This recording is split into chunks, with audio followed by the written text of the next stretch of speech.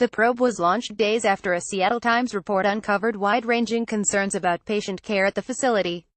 State health regulators have launched an investigation into the practices of Swedish health services Cherry Hill Hospital, days after a Seattle Times report uncovered wide-ranging concerns about patient care at the facility. David Johnson, a spokesman with the State Department of Health, said Thursday a case management team authorized the new investigation after reviewing the Seattle Times findings. Johnson added that the State Medical Commission, which handles issues involving specific doctors, was in the process of investigating complaints filed against Dr. Johnny Delishaw. Delishaw, the chair of neurosurgery at Cherry Hill's Swedish Neuroscience Institute (SNA), was featured prominently in the Times investigation. Johnson said the Medical Commission's investigation of Delishaw was related to 2 complaints filed in the past year, but he declined to elaborate. It would not be appropriate to discuss an active investigation or related processes until all available evidence has been considered, he said. Delishaw and a Swedish spokeswoman did not immediately return messages seeking comment Thursday.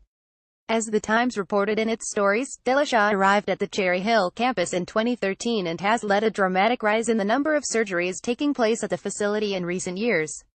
With new contracts that incentivize a high-volume approach, the brain and spine surgeons at SNA have surged past their peers around the state when it comes to total billings.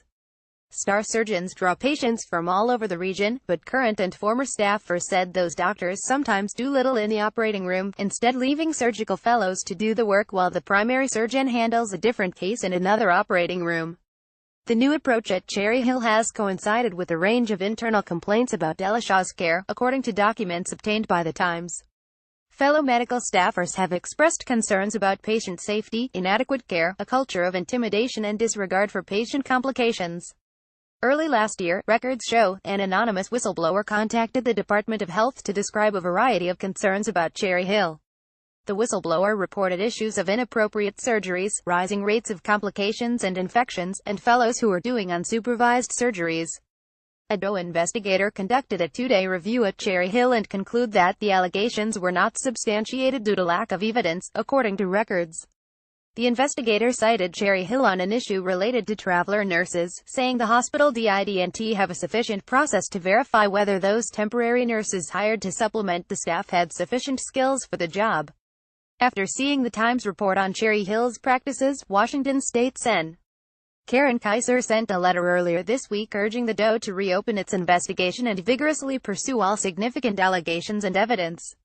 No serious investigation lasts just a couple of days, Kaiser wrote.